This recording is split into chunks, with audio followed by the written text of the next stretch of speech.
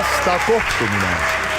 Nominendid on Anu Välba ja filmirežissöör Toomas Kirss. Seda naist ja karja seal lava peal, eks ju. Et kui te olete üleni mustas, siis tulnud nagu nunnad, aga te tulete tissid püsti. Teil on kogu see värk on tegelikult kõigile vaatamiseks. Ja te räägite ahistamisest. Et come on, eks ju, see ei ole normaalne.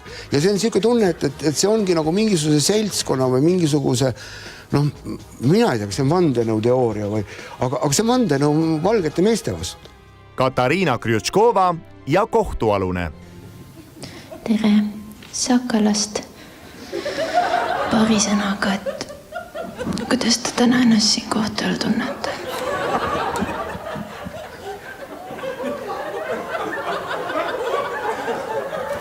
Te ei soovi rääkida?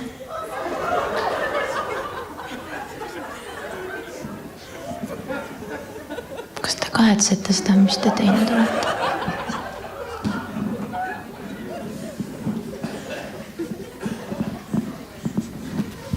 Miks selline asi juhtus?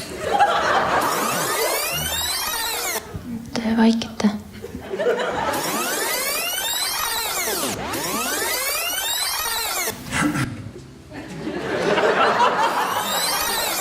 Hannes Võrno ja väike hiiglane Oliver. Väga hästi läbi president Kersti Kaljulaidiga. Ütle palun, kas ta sind kutsus ka presidendi vastuvõtule?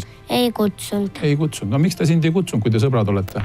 Mida see tähendab? Mille eest või kelle eest me peame Eestit kaitsma või kelle eest me kaitstud oleme? Mis võiks Eestile ohtlik olla? Mis võiks Eestiga juhtuda?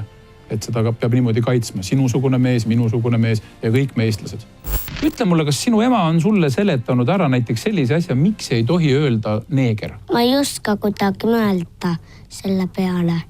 Auhinna annab üle Eesti teleajaloo üks säravamaid tähti. Maailma parim õppejõud ja kõige ägedam, toredam ja targem inimene terves maailmas. Ja seda ütlen täiesti siiralt, mitte ainult seepärast, et ta on minu magistritöö komisjoni esimees. Telelegend Hagi Shane. Mul on suur au anda see konkreetne auhind inimesele, kes on tõestanud, et ta ei kohku tagasi mitte millegi ees. Maailma intervjueerimise tehnika tipptase. Ma loodan, et ta jõuab kunagi ka teleekraanidele. Auhinna saab Sakala ajakirjanik Katariina Krjutškova.